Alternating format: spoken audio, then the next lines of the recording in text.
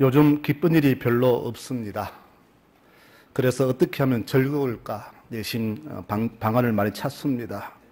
누구를 만나면 내가 위로함 받을까 내심 고민하지만은 뾰족한 수가 없습니다. 97년도 외환위기 때 우리 박세리 선수의 LPG 우승 소식과 박찬호의 메이저리거 대활약은 국민들에게 단비가 되었고, 빚값자는 그 한 마음으로 금모기 운동할 때 그나마 희망을 보기도 했지만은 지금 그 일도 없어서 많이 우울합니다. 한때 트로트 가수들이 위로 주었지만은 그것도 시들해지고 다시 어둠의 그늘에 빠져 있습니다. 곳곳에서 시름 소리가 들려옵니다. 모두가 죽겠다고 난리칩니다. 정부는 온갖 정책을 다 펼쳐보지만 여기에 만족하는 국민은 없습니다. 가만히 생각해 보니까 이 세상에는 어디에도 안식처가 없고 그 누구도 위로자가 되어줄 수 없음을 깨닫습니다. 그리고 인간의 방법으로 탈출하려는 그 모든 것은 아무리 애를 소용없음을 깨닫게 되었습니다. 하지만 기차 소리가 아무리 요란해도 아기는 잘도 자고 옥수수는 잘도 크듯이 이런 소란 속에서도 가을은 왔습니다. 인간 세상의 고통과 상관없이 하나님의 통치는 결코 변함이 없습니다. 이 소란 속에서도 그나마 기쁘게 사는 사람들이 있다면 바로 우리 믿는 자들이 아닐까 그렇게 생각을 해봅니다. 우리는 무엇 때문에 그렇게 기쁠까요? 즐거울까요? 딱 한 가지 이유입니다. 하나님이 계시기 때문입니다. 내가 감당하지 못할 큰 일을 당하고 사방이 막혀서 숨 쉴 구멍 하나 없을 때에도 나를 도와주시는 하나님이 계시기 때문에 우리 믿는 자들은 희망과 소망의 위로를 받는 것이 아니겠습니까? 만일 하나님이 안 계신다면 우리는 무슨 희망으로 살아갈까요? 지친 가장에게 그를 응원하는 가족이 있기 때문에 다시 힘을 내듯이 우리에게는 하나님이 계시기 때문에 세상이 온통 암흑천지여도 우리는 즐거운 마음으로 살아갈 수가 있는 겁니다.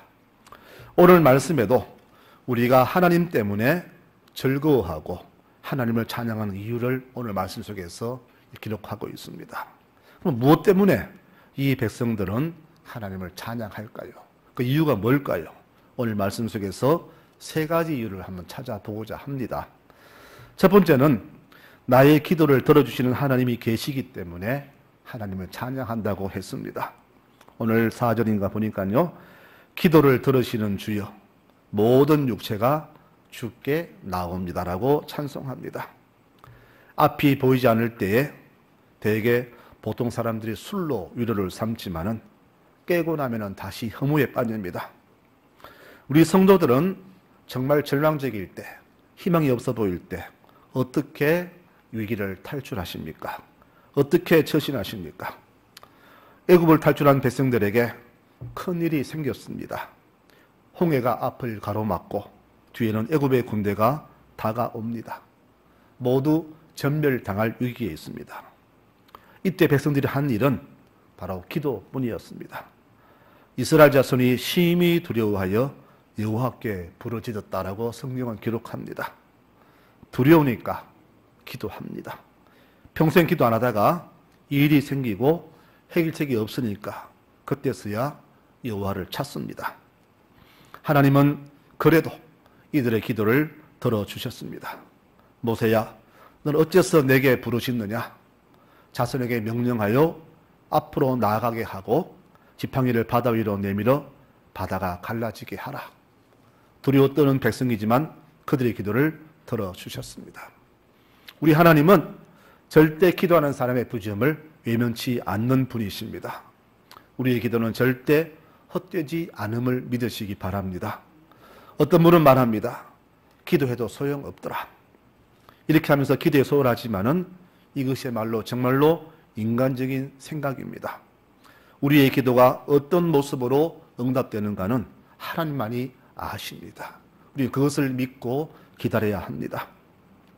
우리가 왜 기도하다가 실망합니까? 그것은 바로 내가 원하는 시간과 내가 원하는 방법으로 응답되기를 바라기 때문입니다. 기도의 응답은 하나님이 하나님 방법으로 하십니다. 만일 우리에게 믿음의 눈이 열려 있다면 하나님이 하시는 역사를 보게 될 것이며, 우리가 깨닫는 지각이 조금만 있다면 내 몸으로, 내 삶으로 하나님 응답이 어떻게 오는가를 알게 될 것입니다. 하나님은 우리의 기도를 다 들어주시는 분이기 때문에 우리는 참되게, 진실되게 그 앞으로 나아가야 됩니다. 그래서 기도하는 사람은 오래 참는 사람이며 결코 삶의 문제 때문에 두려워하지 않습니다. 물론 인생의 문제로 잠시 걱정은 하겠지만 그것 때문에 근심하지는 않습니다. 바로 이것이 기도의 힘입니다. 그리고 기도하는 사람은 늘 하나님의 성전을 사모하며 주님의 구원하심에 감격하며 살아갑니다. 4절 보니까 복되도다 하나님께 뽑혀서 한 식구가 된 사람은 하나님의 궁정에서 살게 되었으니 우리는 하나님의 거룩한 성전에서 마음껏 복을 누리고 싶다라고 성경은 기록합니다. 지금 우리는 얼마나 기도를 하고 있는지요. 사람이 얼마나 간사한지 자기 절박하지 않으면 기도하지 않습니다. 배가 불러도 기도하지 않습니다. 우리가 기도에 소홀한 이유가 무엇일까요? 아직 내 삶에 전력함이 없어서 그렇지 않을까요? 한나는 아들을 못 낳아서 너무나 절망했습니다. 그리고 할 수 있는 것은 오직 기도뿐이었습니다. 다른 방법 없습니다. 하나님 앞에서 기도하는 것 외에는 자기의 이 절박함을 호소할 데가 없지요. 기도에는 다른 길도 방법도 없었습니다. 저는 이것이 맞다고 봅니다. 우리가 일이 생겼을 때에 다른 방법으로 사람의 길로 그 방법을 찾는다면 결코 신앙의 길이 아닐 겁니다. 이 길 저 길 다 막히고 오직 하늘을 바라보는 것 외에 다른 게 없을 때 이것이 바로 성도의 모습이라 생각합니다. 그 기도가 얼마나 간절했는지 제사장이 술 취한 줄 알고 술 끊으라 할 정도로 그의 기도는 절박했습니다. 하나님, 내게 아들을 주십시오. 아들을 바치겠습니다. 기도는 아무나 하는 게 아니더라고요. 특히 기도하는 사람은 하나님이 특별히 선택하신 사람입니다. 하나님께서는 많은 교인 중에서 특별히 기도하는 사람을 택하셔서 기도하게 하십니다. 그러므로 내가 기도의 사람으로 선택받았다면 우리는 복 중의 복임을 깨달아야 합니다. 새벽을 깨우고 밤을 새워서 기도하는 사람, 이 사람은 자기 힘으로 하는 게 아닙니다. 주께서 택하시고 세우셔서 나라와 민족을 위해서, 이 교회를 위해서, 교우들을 위해서 기도하게 하신 것이기 때문에 그분은 정말로 복된 분임을 우리는 알아야 됩니다. 그리고 기도하는 사람은 그 사는 모습도 늘 신실합니다. 평소에도 늘 조용히 쉼 없이 꾸준히 기도함으로 그분은 어려움이 와도 절대 두려워하지 않습니다. 왜 그분들 왜 문제가 없을까요? 왜 인생에 환난이 없을까요? 있을 것입니다. 그러나 늘 기도하기 때문에, 두려움이 없기 때문에 우리가 보기에 그분은 문제 없는 것 같지만 그분도 정말로 울고 싶은 심정이 많을 때가 있을 것입니다. 그러나 하나님 믿고 의지하기 때문에 기도함으로 우리가 보기에는 결코 문제가 없는 사람으로 보일 뿐입니다. 그분이 왜 그렇게 담대할까요? 내 기도를 들으시고 내 형편과 처지를 다 아시는 하나님과 늘 가까이 하기 때문이 아니겠습니까? 그래서 시인은 고백하기를 기도를 들으시는 주님, 모든 육체가 주께 나아갑니다라고 이렇게 고백했던 것입니다. 그러므로 성도 여러분, 인생의 위기 때에 내 힘으로 해결하려 하지 마시고 조용히 성전에 나와 하나님께 기도하시는 우리 교우들이 되시기를 바랍니다. 주의 성전을 찾으십시오. 이곳에서 주께 두 손 들어 기도하십시오. 모든 것 다 내어놓고 주께 외치십시오. 주께서 반드시 응답하심을 믿으시기 바랍니다. 시편 46편에 말씀합니다. 너희는 가만히 서서 내가 하나님 됨을 알지어다. 내가 모든 나라 중에서 높임을 받으리라. 내가 세계 중에서 높임을 받으리라. 만군의 여호와께서 우리와 함께 하시니 야곱의 하나님은 우리의 피난처시로다라고 말씀합니다. 우리가 왜 하나님을 찬양합니까? 이처럼 우리의 모든 기도를 들어주시기 때문에 하나님을 찬양한 것이 아니겠습니까? 성도 여러분, 살아온 나를 돌아보니까 주께서는 우리의 모든 삶, 출발부터 지금까지 작은 하나까지도 우리의 모든 기도에 응답하시고, 내가 기도하지 않았더라도 형편처지를 아시고 우리의 모든 것을 채워주셨습니다. 이것을 생각하면 우리가 주를 찬양하지 못할 이유가 없을 것입니다. 그러므로 우리 성도님들, 모든 삶에 오직 하나님을 찬양하며 살아가시는 모든 교우들이 되시기를 바랍니다. 평생을 하나님만 찬양하는 여러분 되시기 바랍니다. 이것이 바로 복된 성도의 자세입니다. 두 번째로, 그럼 왜 하나님을 찬양해야 할까요? 그분은 그 무한한 능력으로 우리를 구원하시고 우리 인생을 도와주셨기 때문입니다. 하나님의 그 엄청난 힘은 천지 창조를 이루셨고 그 놀라운 힘으로 우리 인생의 구원을 이루셨습니다. 6절에 보니까 주는 주의 힘으로 산을 세우시며 권능으로 띠를 띠시며 바다의 설렘과 물결의 흔들림과 만민의 소유까지 진정하시나이다 라고 이렇게 노래합니다. 과거 고대 세계인들에게 바다와 파도는 바로 무서운 세력으로 바로 신들의 전쟁의 대상이었습니다. 그러나 하나님의 권능은 이 혼돈의 세력들을 다 제압하시고 무질서를 다스리셔서 하나님만이 참신이시요 창조주이심을 온 세계에 선포하셨습니다. 공포의 대상이 아무리 우리를 감싸도 하나님 힘 앞에서는 다 무용지물이 됩니다. 그래서 오늘 시인은 이렇게 주를 찬양하지요. 땅끝에 사는 사람들이 하나님의 손길을 보고 놀라며 해 뜨는 데서 일으키신 노래소리는 해 지는 곳까지 메아리 칩니다 라고 이렇게 주의 은혜를 찬양합니다. 시편 135편은 말씀합니다. 여호와께서는 위대하시며 우리 주는 모든 신들보다 위대하시도다. 그가 기뻐하시는 모든 일을 천지와 바다와 모든 깊은 데서 행하셨도다. 안개를 땅끝에서 일으키시며 비를 위하여 번개를 만드시며 바람을 그 곳간에서 내시는도다 라고 찬양합니다. 하나님은 그 능력으로 우주 만물을 창조하셨고 이 만물을 친히 당신의 권능으로 다스리시는 우리 하나님이 되십니다. 이 하나님이 우리를 도우시기에 우리는 오직 그분만 바라보면서 하나님을 찬양하는 것이 아니겠습니까? 우리가 문제가 생겼을 때에 사람에게 도움을 청하면 쉬운 것 같지만은 결코 영원한 도움은 되지 못합니다. 사람은 한계가 있고 결코 영원한 도움조가 되지 못합니다. 그래서 시편 146편에 이렇게 말합니다. 너희는 세상의 권력가들을 믿지 말아라. 사람은 너희를 구해줄 수 없으니 숨 끊어지면 흙으로 돌아가고 그때는 모든 인생의 계획도 다 사라진다.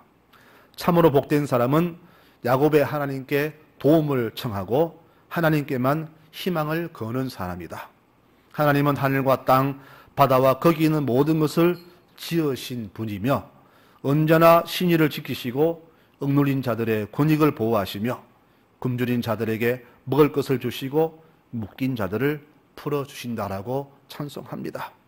그러니 이 하늘 앞에서 무릎 꿇지 않을 자가 과연 누구이겠습니까? 그러므로 하늘 앞에서는 어떤 힘도 작은 것에 불과합니다. 모든 무릎이 바로 그 앞에 꿇을 것입니다. 이 위대하신 창조주 하나님이 이렇게 우리를 보호하시기 때문에 우리는 주 하나님을 영원히 찬송해야 되는 것입니다.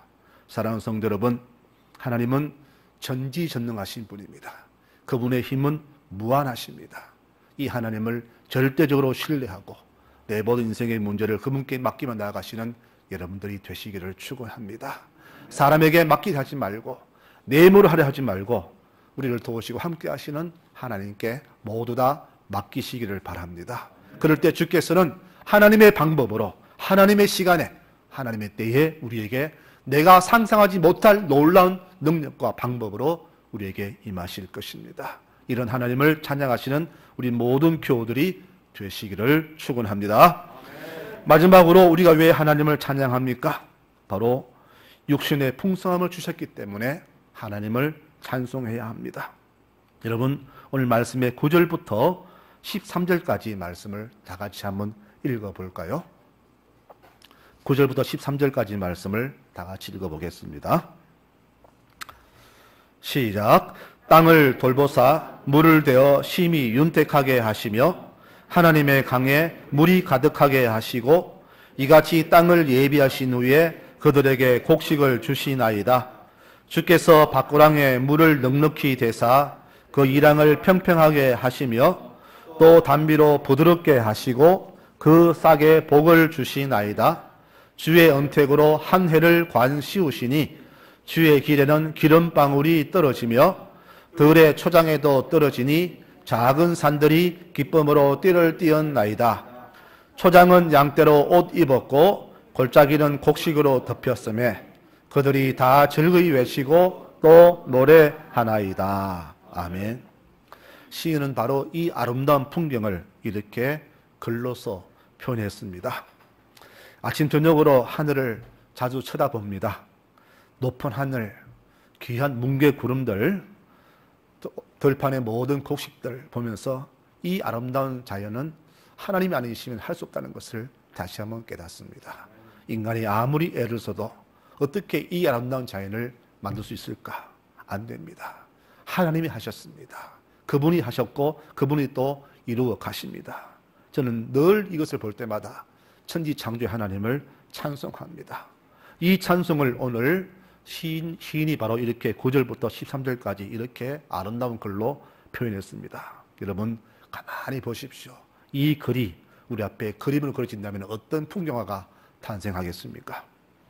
우리 하나님은 건기에 비를 주시는 분입니다. 우리 조상들은 건기 때마다 막연하게 하늘의 비를 주신다 해서 기우제를 드렸지만은 하나님 백성들은 하나님이 주신다고 믿고 있습니다. 9절 말씀 보니까 하나님은 이 땅을 찾아오셔서 비를 내리시고 풍년을 주셨다고 찬송합니다. 비와 풍년은 그냥 자연상이 아닙니다. 단순한 세상 날씨가 아니라 우리 생존의 문제와 맞닿는 그런 문제일 겁니다. 이 비를 통해서 이 땅에서 이루어지는 모든 것은 하나님의 천지 운행의 손길에서 절대 벗어날 수 없음을 알게 됩니다. 그분이 하늘을 닫으시면 이 땅은 못 살 것이고 그분이 하늘을 여시면 이 땅은 풍년으로 풍년화를 부르게 될 것입니다. 그래서 성경은 말하기를 밭고랑에 물을 대고 오곡의 열매를 맺게 하며 움트는 새싹에 복을 하늘 수레가 가는 곳에 기름이 넘치고 광야의 목장에 졸졸 흐르며 언덕의 즐거움 풀밭마다 양떼들 골장마다 넘치는 온갖 곡식들 이렇게 시인은 하나님의 축복을 이렇게 아름다운 글로 표현했습니다. 하나님의 이 세심한 돌보심으로 산천이 마치 한 폭의 수채화처럼 아름답게 색칠해진 물결이 풍경이 우리에게 연상이 됩니다. 하나님께서 우리를 위해서 이렇게 놀라운 일을 해 주셨습니다. 그러니 하나님을 어찌 찬양하지 않을 수가 있겠습니까? 이 큰 은총이야말로 인간의 언어로는 절대 형용하기 어려운 놀라운 일입니다. 그러니 이 축복 속에 살아가는 우리는 얼마나 복된 사람들입니까? 모두가 세상을 원망하고 세상을 던지고 살지만 믿는 사람들은 이 은총을 알기 때문에 이 고난 속에서도 주의 은혜를 기억하면서 이렇게 주를 찬양하며 사는 것이 아니겠습니까? 그러니 우리 집에서 어떻게 주를 찬양하는 소리가 나오지 않겠습니까? 우리 하나님은 그 성전에서 주의 백성을 축복하십니다. 여러분, 그러므로 하늘의 축복은 성전을 통해서 흘러나옴을 꼭 기억하시기 바랍니다. 하나님의 집은 바로 축복의 보물 창고입니다. 시편 128편에 말합니다. 여호와께서 시온에서 복을 주실 것이다. 시온은 하나님의 성전을 말합니다. 모든 복은 성전에서 시작되고 성전에서 만국으로 만인에게 흘러갑니다. 이스라엘 백성들은 이 성전을 자기 집보다 더 목숨처럼 아끼며 사랑했습니다. 성전에 하나님이 계시고 모든 복이 여기서 흘러나옴을 알았기 때문입니다. 그래서 성전이 무너질 때 자기 집이 무너짐보다 더 안타깝게 여겼으며 포로로 끌려가서도 하루 3번씩 성전 쪽을 향하여서 기도하는 것이 바로 그들의 모습이었던 겁니다. 그러므로 내가 복받기를 진정으로 원한다면 무엇보다 하나님의 성전을 가까이 해야 합니다. 성전을 가까이 하는 것이 곧 하나님과 가까이 된다는 그런 말이 됩니다. 오늘 말씀에도 이렇게 말하죠. 주께서 택하시고 주의 뜰에 살게 하신 사람은 복이 있나이다. 우리가 주의 성령의 아름다움으로 만족합니다. 라고 이렇게 찬송하지 않습니까? 말씀을 맺고자 합니다. 시절이 하수상하고 마치 종말이 온 것처럼 여기지는 그런 일상이지만 우리 하나님의 운행과 돌보심은 옛날이나 지금이나 변함없음을 이 가을에 다시 한번 느낍니다. 이런 하나님이 나의 하나님이 되시고 우리 모두의 하나님이 되시니 우리 어찌 세상 일로 근심하며 살아갈 수가 있겠습니까? 우리 인생, 우리 모든 문제 해결책은 하나님께만 있음을 잊지 마시기를 바랍니다. 그럼 우리는 모두가 오직 하나님만 철저하게 의지해야 합니다. 그럴 때 주께서 우리 모든 인생의 문제를 다 도와주심을 믿으시기를 바랍니다. 여러분, 내가 잘 되려면요, 내 육신이 잘 되는보다 내 영혼이 먼저 잘 되어야 합니다. 영혼 잘 되지 않고 육 잘 되는 사람은 결코 멸망에 빠지지만은 영이 잘 되는 사람은 육도 더불어서 잘 되게 되어 있습니다. 네 영혼을 잘 되는 것이 네가 범사에 잘 되고 강건하기를 원한다는 그 요한 1서의 말씀처럼 모든 축복은 하나님께 있으며 이 축복엔 성령에서 흘러나오므로 성전을 가까이 함이 곧 하나님과 친밀하며 이것이 곧 축복이라는 사실을 우리는 마음 깊이 새겨야 합니다. 시편 134편에 말씀합니다. 여호와의 성전에 서 있는 여호와의 모든 종들아 여호와를 송축하라. 성소를 향하여 너희 손을 들고 여호와를 송축하라. 천지를 지신 여호와께서 시온에서 내게 복을 주실 것이다 라고 우리를 축복합니다. 성도 여러분, 주와 더 가까워지시기 바랍니다. 성전을 더 가까이 하시기 바랍니다. 이것이 바로 내가 복을 받는 비결입니다. 그리고 세상이 너무 복잡해도 낙심하지 마시기 바랍니다. 우리가 주님 앞에서 좀 더 단순해질 때 우리에게 평화가 오고 행복이 옵니다. 너희는 가만히 서서 하나님이 어떻게 인도하시는가를 지켜보라. 너희가 본 오늘 이 본 애굽 사람은 한 사람도 다시 보지 못할 것이다. 우리는 주 앞에서 가만히 있으면 됩니다. 단순하게 바보처럼 가만히 있으면 됩니다. 오직 주께 기도만 하면 됩니다. 내가 하려고 할 필요가 없습니다. 가만히 있으면 됩니다. 우리의 근심은 하나님을 온전히 신뢰하지 못하고 내가 계획한 것을 이루지 못한 초잠 때문이 아닙니까? 이것 때문에 피곤해하고 무언가를 그리워해야 한다는 것은 하나님 주신 아름다운 축복의 인생을 끝없는 방황과 희양면으로 사는 것과 같지 않을까요? 우리 하나님이 우리에게 허락하신 이 풀밭의 양떼처럼 즐거운 마음으로 우리의 삶을 살아간다면 우리가 그동안 깨닫지 못했던 놀라운 축복의 풍경을 우리 스스로 도화지에 그릴 수 있지 않을까 그렇게 생각을 해봅니다. 하나님 계신 곳에는 항상 풍요가 넘칩니다. 그러므로 하나님을 찬양하고 내 삶을 풍요롭게 하시는 하나님을 찬양하는 것이 우리의 본분이 되어야 합니다. 올해도 이것이 가을은 왔고 추석도 왔습니다. 이렇게 추석 명절을 주신 것은 인생의 환란 속에서도 우리 하나님이 베푸신 이 풍성한 축복을 기억하고 감사라는 뜻입니다. 어떤 상황에서도 항상 나를 축복하시는 우리 하나님을 찬양하고 때마다 일마다 풍성하게 채워주시는 하나님을 찬양하며 살아가시는 우리 모든 교우들이 되시기를 축원합니다. 우울한 지난 날들이었지만은 모든 어두움을 물리쳐 주실 하나님을 기대하면서 이번 추석은 풍성한 마음과 기쁨으로 즐거운 마음으로 하나님을 찬양하고 살아가시는 복된 명절이 되시기를 축원합니다. 아멘. 하나님